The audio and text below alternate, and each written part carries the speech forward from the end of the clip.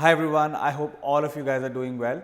So today I'm going to go ahead and teach you how to study the history of Indian freedom struggle, which is part of the modern Indian history for UPSC or for any other exam.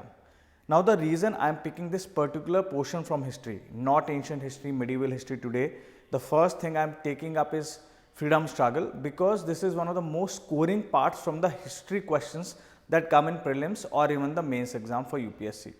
So I personally consider ancient history and the freedom struggle to be the most scoring and the most important parts. Ancient history is a little bit more tough.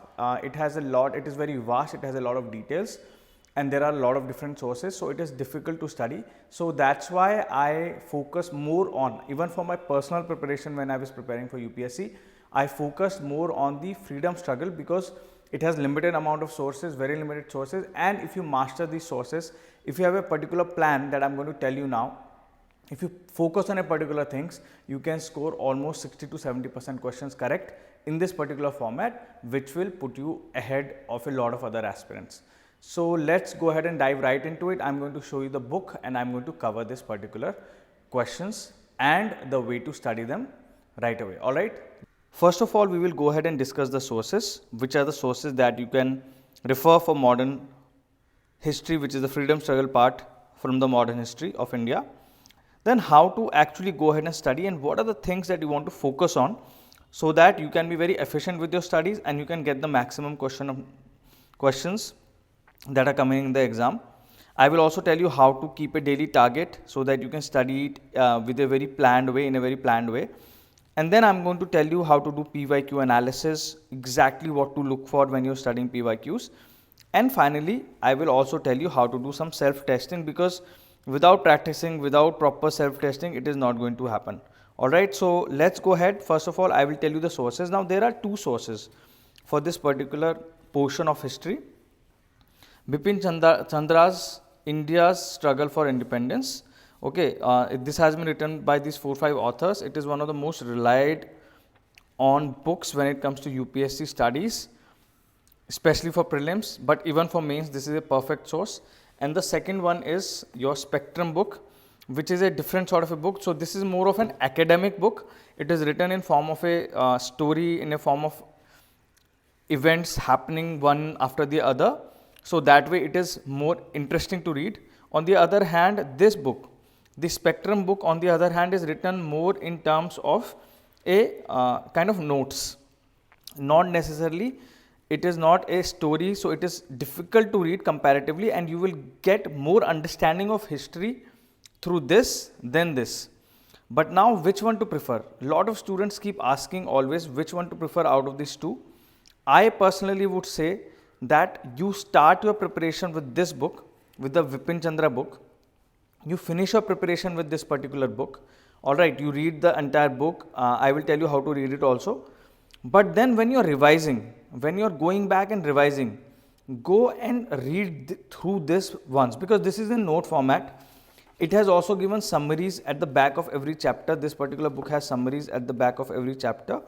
Alright, so I think personally, for me, I would first read this and then read this book as a way to revise what I have read. Now, there are some chapters in this book which I think you can definitely see. Here they have given these summaries and these tables which are really good. Once you have read from this book, and then if you revise from this book, this particular portion of freedom struggle will make a lot of sense. And anyways, you have to revise a book 2-3 times. So I would say that read this once and then multiple revisions you can do from this book, and then you will be all set for this particular paper, portion of the paper. Alright, so that is one thing. Start with this, revise with this. If you really want to pick one, that depends on you. You can pick either of these depending on your comfort. This is more in a story format, so a lot of facts you will have to get out from this yourself. In this, you don't need to do that, because a lot of these facts are given in a very easy to way read in a note format. So if you like that, you can refer to this book. But personally, I like to understand things. See, I am a kind of a person who always believes that first you should understand, and then you should learn the key facts. First understand, then learn the key facts. So this way, if you study, first understand from this and learn the key facts from this, then you will be better in history. You will have better understanding and you will be able to solve any questions. You will have better lateral thinking, you will have better knowledge base. Even mains, it will be easier for you, even if you don't know the question, to write something that makes sense. But if you just do this notes format, rat liya, exam ke liye kar liya, or if you just go through it really fast, that rote learning is not going to help, that point wise learning is not going to help. From an exam perspective, both will be good because UPSC exam, it's not like some random exam. Alright, so I say both, one by one after the other. But if you feel like you want to do one, then depending on what kind of way you like to study, you pick one. That is one point. Sources is done. Now, once your source is figured out, you have to figure out how to study. The best way to study any book is, first of all, figure out how many particular chapters are there in the book. Alright, so first of all, I will go ahead and figure out how many chapters are there and how many pages are there in that book. So here there are almost 39 chapters, 500 plus pages, almost 520 pages or something. On average, if you read 20 pages per day, you can finish this book in 25 days. Even if you, some days you will read more, some days you might read less, but I am giving you very basic thing that you should read at least 20 to 25 pages minimum per day, because that's speed you require. And at the same time, you are learning and understanding that. Spectrum, as far as spectrum is concerned, this I believe is longer, much longer actually. Alright, so here you see 800. But a lot of these chapters in this particular book, spectrum book, are actually not required. So here this is 883 pages along with appendices. You don't need that. 837 pages. Alright, so 830 pages, let's say 20 pages per day. Here the pages are also small, so I would say 2295, so that you can finish in around 40 days. But that is a little bit of too much time. I don't think you should give more than 20 days to this. Now let's, because you have to revise also, right? So you have to save time for revision. So here in spectrum, what you can do is, these sources you can skip. These approaches also you can skip. Alright, so almost 20 pages here you are skipping. Advent of Europeans. This you can just read the summary and that will be enough. You don't need to read all the pages and all the details. You can skip this initial part, summary padh lo, so that you understand how Europeans came to India. Right, so almost 50 pages you are skipping here. And then India on the eve of British conquest. Okay, so almost 60 pages I have told you, you can skip in the starting. Later on when you have time, you can go through these quickly.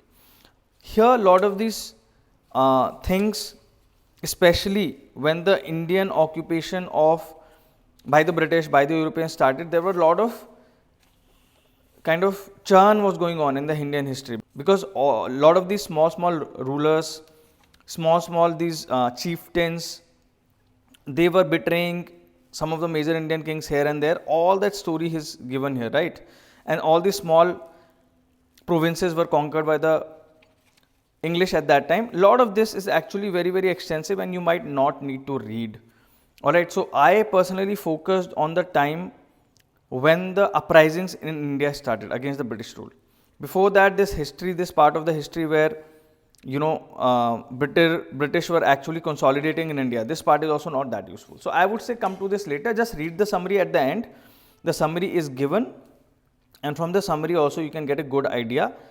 You can quickly Google it to get a good idea, but go to the main chapters, what is more important first, and then come to the other ones. So here everything is important because they start right from the first major challenge to the British, that was the revolt of 1857. That is where they start from. Alright, so that is why I feel this is very important book. It is starting from 1857, around that period. On the other hand, this has some previous part of the history and some chapters that you don't need. So this is how I would categorize how to study and create daily page targets. That is very important for you to when you are studying for this particular exam. Now, what are the things that you want to focus on?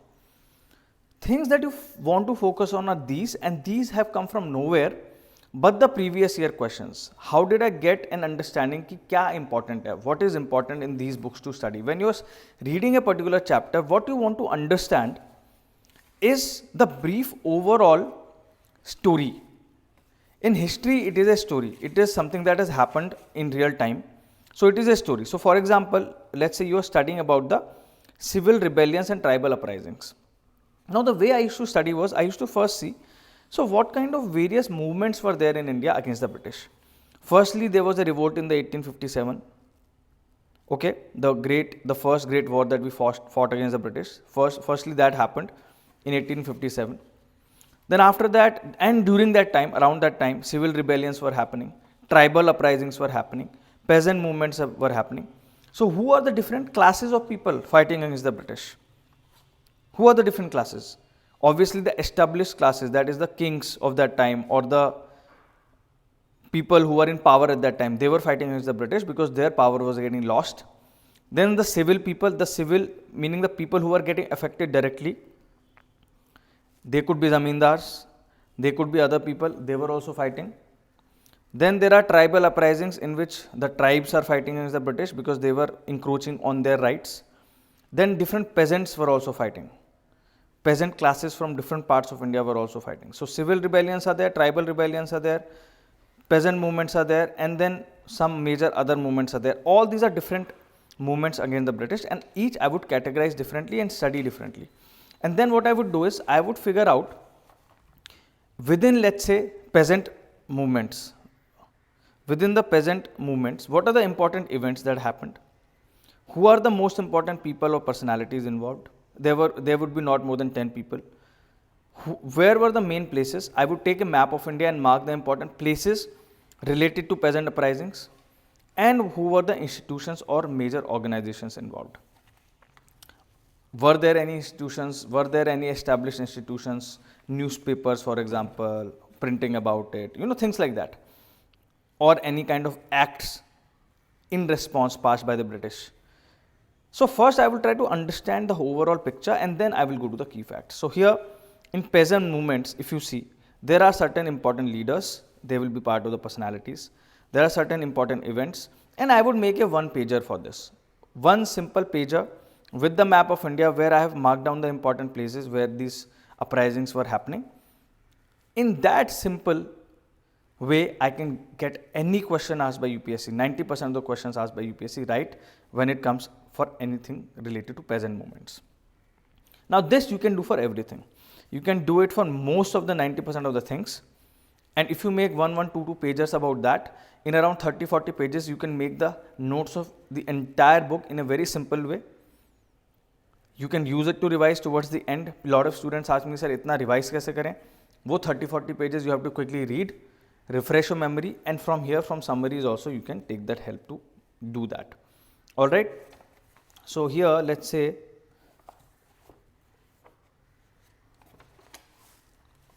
I will go to one of the summaries, okay, to give you an example. Obviously only summaries don't help, you have to understand the story also. So understand behind peasant rebellions, what were the reasons? Those I am not noting down because those are general reasons. So here I think they have talked about the nationalism. How did the militant nationalism grew, Swadeshi movement, extremist ideology, etc., etc.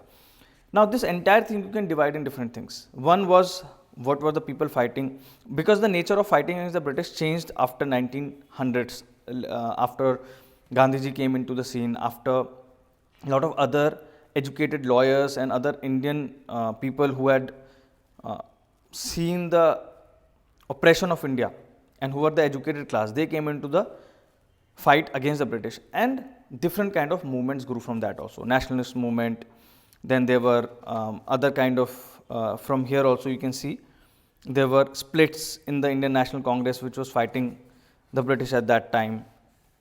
Alright, then there were struggles by different kind of, for different kind of things. There were movements by the Indian working class, there was an influence of the leftists. Okay, so all this is there, but you have to divide it in different parts and then associate these things to that and try to mark down the main points, key facts from these, and that is what you have to be able to recall and remember for the exam.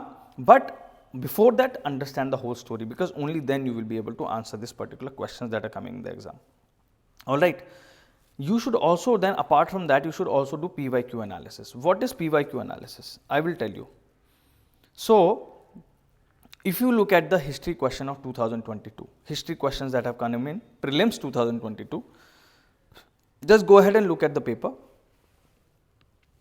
If you literally Google, you will also find 2022 prelims, PYQs of modern history of freedom struggle.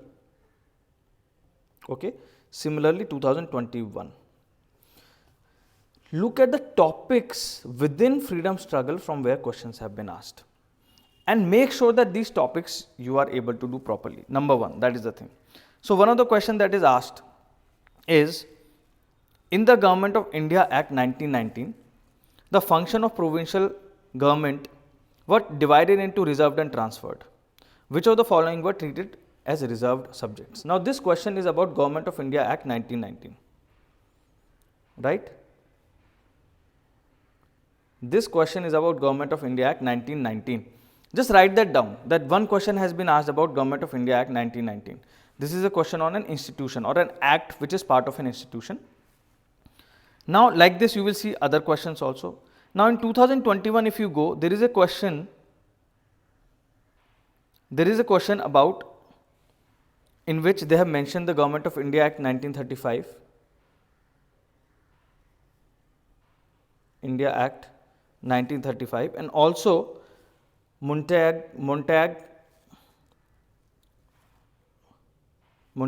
Chelmsford reforms, okay, Montagu or Montag, whatever you want to call it, Chelmsford reforms of 1919 they have mentioned. They have mentioned these two.